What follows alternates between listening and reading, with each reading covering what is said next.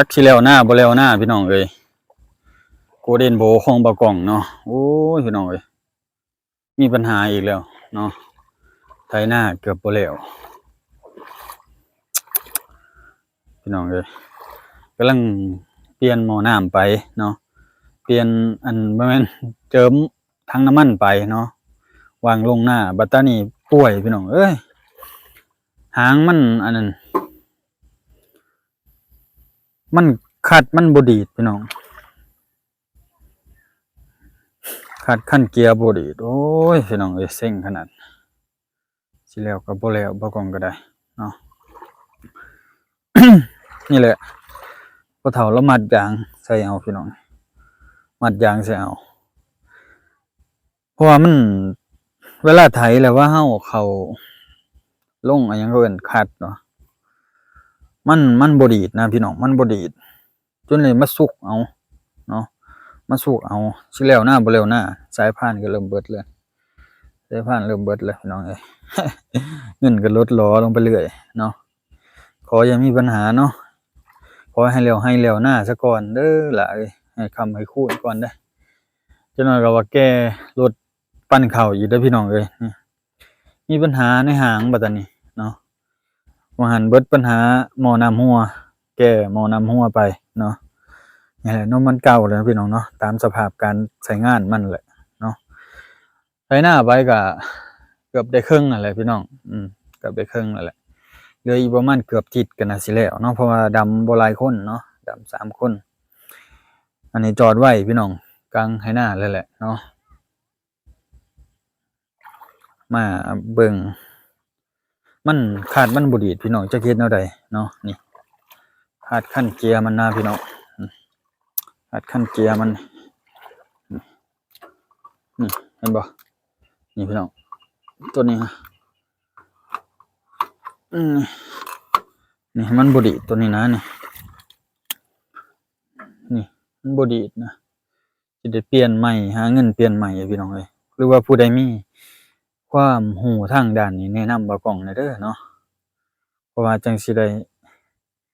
แก้ไขเนาะพี่น้องเนาะทางที่บ่เสียเงินหลายนะถ้าบ้านเฮาก็สร้างมันสร้างบ่ค่อยร้อยนะพี่น้องเว้าตามความจริงสร้างบ่ค่อยร้อยเนาะมันก็จักสิว่าจั่งใดเนาะสร้างก็ได้สร้างไปซ่อมไปตามสภาพการบ้านเมืองเฮาแต่ว่านี่แก้ไขไปนี่เอายางหัดไว้พี่น้องเอ้ยที่แรกก็คัดกำข้างมันบ่ค่อยดีดเนาะปัตตานีมาเป็นตัวนี้มันมาเป็นต่อปัตตานีที่แรกบ่กล้องไทยมื้อน่ะคัดตัวนี้บ่ดีดข้างนี้บ่ดีดนี่หรือว่าสายมันย้านเฮาบ่ได้หยอดน้ำมันมันบ่ลึงได้สายมันตึงสายมันเวลากำเลี้ยวแล้วบ่เลี้ยวมื้อนั้นก็เกือบใส่พ่นแล้วบ่กล้องก็ได้ใส่พ่นใหญ่ๆนะเห็นบ่พี่น้องพ่นใหญ่ๆนะเกือบใส่ในหั่นแหละเนาะสายพานใกล้สิเบิดแล้วพี่น้องสายพานก็ได้ขอแต่แล้วหน้าจังซื้อเปลี่ยนใหม่เนาะไถน้ำก็ดีหลายปีนี้น้ำดีหลายเนาะดำฮอดค่ำเลยล่ะบ่กล้องมันกำลังขึ้นมาเนาะขึ้นมาก็เลยมาอันรถมาให้พี่น้องเบิ่งช่วยเนาะผู้หลักผู้ใหญ่ผู้เพิ่นได้ใช้มาเนาะเพิ่นมีประสบการณ์หรือว่าเพิ่นเคยเป็นในอันนี้นะบ่กล้องน่ะเป็นแล้วนี่หางมันนี่หางสยามเนาะก็ใช้หลายปีพี่น้องมันก็เจ็บก็ป่วยแหน่หน่อยหนึ่งแหละเนาะGolden Bow นี่เครื่องจักรนี่เนาะก็คือว่าใช้ได้ยาวนานอยู่เครื่องก็ดีอยู่พี่น้องเอ้ยหางนี่หางสยามเนาะนี่เนาะพี่น้องหลายปีเนาะ7-8 ปีให้เข้า10 ปีแล้วแหละลูกบ่กล้องก็ได้6-7 ปีแล้วเนาะก็สิบ่กลัวเด้อพี่น้องเอ้ยมันบ่กลัวเนาะมันระดับ10พู้นบ่กล้องก็บ่ได้ถามพ่อเฒ่าเนาะก็ระดับ10พู้นแหละเนาะตั้งแต่ลูกแล้วผู้หลาก็ได้13-14 ปีแล้วเด้เนาะผู้หลาก็ได้นี่แหละพี่น้องเดี๋ยวแต่นี่แหละเวลาไถใส่น้ำมันหลายมันน้ำมันมันรั่วเนาะน้ำมันมันรั่วอยู่นี่น่ะบ่กล้องชนอันน่ะชนเรือนรถเขาเจ้าเนาะตากระหม่นเลย นี่แหละเนาะสิแล้วก็บ่แล้วโอ้ยมีปัญหาเด้อพี่น้องเอ้ยบ่กล้องก็จักสิจั่งใดแหละเซ็งคือกันเนาะเพราะว่าเงินก็อยากหาเวียกก็อยากเฮ็ดหน้าก็อยากเฮ็ดคือกันนั่นแหละเนาะแล้วจักสิแก้ไขจั่งใดล่ะพี่น้องแก้ไขได้แต่ส่ำนี้แหละผู้ใดมีคำแนะนำบ่กล้องเข้ามาได้เด้อว่าสิเฮ็ดแนวใดนะพี่น้องเอ้ยเงินค้ำก็บ่ค่อยมีถ้าเราแก้ไขสุดความสามารถแล้วก็เอายางมัดนั่นแหละนะเพราะว่าคันบ่เอายางมัดมันก็บ่ดีดนะพี่น้องเพราะว่ายางมัดไว้เวลาเราดึงมันยังดึงยางมันยังดึงกลับให้นะ เบรกก็เบิดแล้วพี่น้องเอ้ยเบรกต้องถามหาเลยเบรกนี่เกลี้ยงเลยเนาะรถนำบ่มีเบรกเนาะค่อยๆต๊อกๆๆๆไปบ่กล้องนะคือว่าเจิมให้เราหลายบ่อนแล้วรถคันนี้เนาะมีแต่พู้นแหละมีเงินมีค่ำจังว่ากันใหม่คันใหม่ก็ได้บ่คันใหม่เด้อพี่น้องสิหาซื้อมือสองของไทยให้เฮาสิฮาซื้อ Kubota Yanmar ไปซั่นแหละเนาะเห็นคันหนึ่ง Yanmar เขาเจ้าใส่อยู่ในบ้านนี่นะอยู่ในบ้านเขาเจ้าใส่อัน Yanmar พี่น้องคันหนึ่งเนาะคือว่าใส่ได้เกือบ30 ปีเนาะเดี๋ยวจักมื้อสิไปรีวิวให้พี่น้องได้เบิ่งนำกันเนาะแต่ว่าบ่กล้องก็จะขอให้มันแล้วนะหรือว่าผู้ใดมีความอันรู้ทางนี้เนาะแนะนำบ่กล้องเข้ามาแหน่เพราะผมบ่รู้อีหลีเดี๋ยวนี้นะนี่ตัวนี้นี่เห็นบ่พี่น้องนี่นี่อีหลีนี่สิแล้วก็บ่แล้วเดี๋ยวนี้นะขอให้มันแล้วมันทั่วบ่กล้องอยากไปหาเงินนำค่ำพี่น้องเอ้ยอุกอั่งแต่นำเงินนำค่ำเนาะแต่ว่าขอเงินนำเขาเจ้าก็บ่ได้เนาะก็เลยอุกอั่งเพราะว่าแต่ละมื้อนี่พี่น้องคิดแต่นำเงินเฮ็ดเวียกก็คิดแต่นำเงินบ่กล้องนะเพราะว่าทุกมื้อนี่มันสิขับเคลื่อนไปด้วยเงินอย่างเดียวเนาะว่าเฮามาอยู่แบบนี้ก็สบายใจอยู่แต่ว่ามันขาดการหาเงินหาค่ำเพราะว่าเฮายังบ่ได้มีการวางแผนเนาะพื้นฐานหาเงินทั้งชนบทตามบ้านนอกเฮาเนาะนี่เหลือแต่ว่านี่แหละปลูกข้าวปลูกน้ำแล้วนี่พี่น้องบ่ก็สิปลูกผักปลูกหญ้าเหลือกินก็สิขายว่าสิวางแผนกับเมียสิปลูกบักทั่วปลูกบักแตงปลูกบักพริกเนาะปลูกบักฮุ่งสิไปตลาดปัตตานีสิไปตลาดนัดเนาะมันจะมีตลาดนัดวันศุกร์กับวันอังคารพี่น้องเนาะอยู่ในปะนามเนาะเดี๋ยวบ่กล้องสิพาเข้าไปเบิ่งดอกมื้อวันอังคารเนาะเดี๋ยวมื้ออื่นเดี๋ยวสิไปโอนเงินให้เขาเจ้าก่อนเนาะโอนเงินแล้วไปเอาเงินออกมาก่อนพี่น้องเอ้ยเพราะว่าเงินเบิดใช้แล้วเนาะออกมาแต่ละเทื่อก็เบิดอย่างเดียวบ่มีเงินเข้าเลยมีแต่เงินออกแต่ละมื้อเงินเก็บก็สิเบิดแล้วพี่น้องเอ้ยโอ้ตายแล้วเนาะ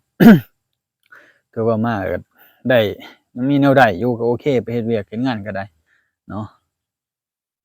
ได้ก็ได้กับลุงเนาะออกกันช่วยกันเนาะไอ้น้องเขาว่าจังซั้นมันสิบ่มีแนวหาเลยเด้พี่น้องเอ้ยบ้านเฮาเนาะมันสิบ่มีแนวหาเลยคือรถยังพ่อเฒ่ายังมีรถให้เฮ็ดให้หาแล้วยังมีที่ทางให้ทำมาหากินแล้วยังปูทางไว้ให้ก็ยังโอเคเด้พี่น้องเอ้ยถ้าว่าบ่มีเลยนะก็แล้วบ่กล้องตันเลยแหละเนาะสิได้หวนไปเฮ็ดเวียกเฮ็ดงานอยู่ไทยคือเก่าเนาะแต่บ้านก็บ่กล้องบ่มีดินมีทางบ่มีคือกันเนาะพี่น้องเนาะบ่กล้องก็โอ้เฮ็ดเติดๆคือกันแหละเนาะดุดดินตอนหญ้าในบ้านก็เกือบเบิดแล้วแหละเนาะเหลืออีก2ดอนเนาะ2ดอนก็เกือบประมาณ10กว่าไร่นี่แหละพี่น้องดอนละ10กว่าไร่เนาะข้างหลังเถียงก็ประมาณ10กว่าไร่ได้ประมาณนี้แหละ10กว่าไร่รวมเบิดนะอยู่ในนาน่ะประมาณเท่าใดพี่น้องประมาณ40-50ไร่นี่แหละถ้าเอาออกเบิดนะ เอาโอเคพี่น้องเดี๋ยวสิเข้ามาในบ้านเนาะเพราะว่านี่ก็ขึ้นมาก็6โมงแล้วเนาะบ่กล้องฟ้าวแต่เช้าก็มาแต่เช้าเลยเนาะตื่นมาตี 5:30ก็ตื่นมาลูกก็มาล้างหน้าล้างตาก็มาเนาะพอฟ้าวอยากให้มันแล้วมันทั่วจังสิได้เฮ็ดนั่นเฮ็ดนี่เฮ็ดสวนเขาว่าเฮ็ดสวนก็ปลูกผักปลูกหญ้าไว้กินนะพี่น้องถ้าซั่นมันบ่มีรายได้เลยบ่กล้องก็คิดหนักเนาะบางทีก็ปรึกษากับเมียก็บ่ค่อยจักสิเว้าจั่งใดเมียก็บ่ค่อยเพิ่นเขาก็เคยอยู่ในเมืองมานะแต่กี้พ่อเฒ่าเลาก็อยู่ในเมืองมา อยู่ในเมืองตัวท่าแขกเลยเนาะบัดตอนนี้เราขายรถขายเรือว่าเมียอยู่บ่ได้แม่เฒ่าอยู่ในเมืองบ่ได้ก็ออกมาอยู่บ้านเราเนาะก็คือนั่นนี่เพราะว่าตะกี้เขาเจ้าก็ค้าขายพ่อเฒ่าแม่เฒ่าเพิ่นค้าขายอยู่ในเมืองพี่น้องเอ้ยอยู่ในเมืองตัวท่าแขกเลยเนาะแต่ว่าบ่กล้องก็สิค่อยเจาะไปค่อยๆเฮ็ดไปพี่น้องเอ้ยค่อยให้กำลังใจบ่กล้องหน่อยเด้อเพราะว่าบ่กล้องมองนี่มีแต่ปลูกผักปลูกหญ้าขายแล้วก็ถ้ามีทุนก็หาสินค้าแปลกๆเอามาขายสิ่งที่เขาเจ้าต้องการแต่ว่าพวกปุ๋ยพวกหยังเขาเจ้าบ่เล่นเลยเนาะเขาเจ้าบ่เล่นเลยคือว่าลงไร่ลงนานี่เขาเจ้าบ่เล่นปุ๋ยเลยเดะเนาะบ่ได้ใส่ปุ๋ยใส่หยังเลยคือว่าเป็นปลูกตามธรรมชาติแต่ว่าเขาเจ้าสิเอาปุ๋ยพวกอินทรีย์เนาะก็ส่ำอินทรีย์ตัวพี่น้องอันขี้งัวขี้ควายเนาะขี้เจียเด้อพี่น้องขี้เจียฟังเด้อขี้เจียเขาจะเอาขี้เจียมาใส่เนาะเอาหญ้าหว่านตามไหนาต่างๆนี่เห็นบ่พี่น้องกว้างๆนี่หว่านเบิดคู้ให้เลยเขาจะมันเลยงามตลอดเนาะดินมันเลยปรับดินให้มีคุณภาพดินให้มีปุ๋ยอยู่ในดินเนาะพี่น้องเนาะดินมันสมบูรณ์ดินมันงามเนาะ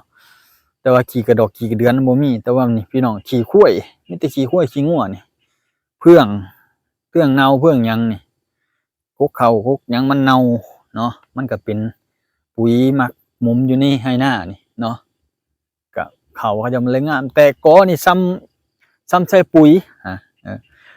หน้าบ่กล้องโทรหาแม่มื้อเช้านี่บ่กล้องโทรหาแม่มื้อเช้านี่เนาะ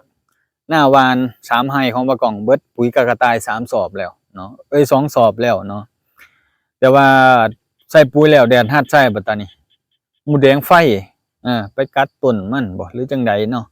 ตายเป็นเตออยู่อีแม่ว่าตายเป็นแผ่นอยู่เอาว่าเนาะโอ้ยมีแต่แนวเราก็แล้วว่ากูสิหนีไปเฮ็ดเวียกเฮ็ดงานแล้วว่าเนาะเอาโอเคพี่น้องเดี๋ยวบ่กล้องเข้ามาในบ้านก่อนเนาะค่ำแล้วเนาะอาบน้ำอาบในกินข้าวกินน้ำพี่น้องเอ้ยอ้าวขอบคุณหลายๆเด้อพี่น้องที่ติดตามรับชมบ่กล้องขอให้ติดตามนานๆเด้อฝากให้กำลังใจก่อนเด้อพี่น้องเด้อ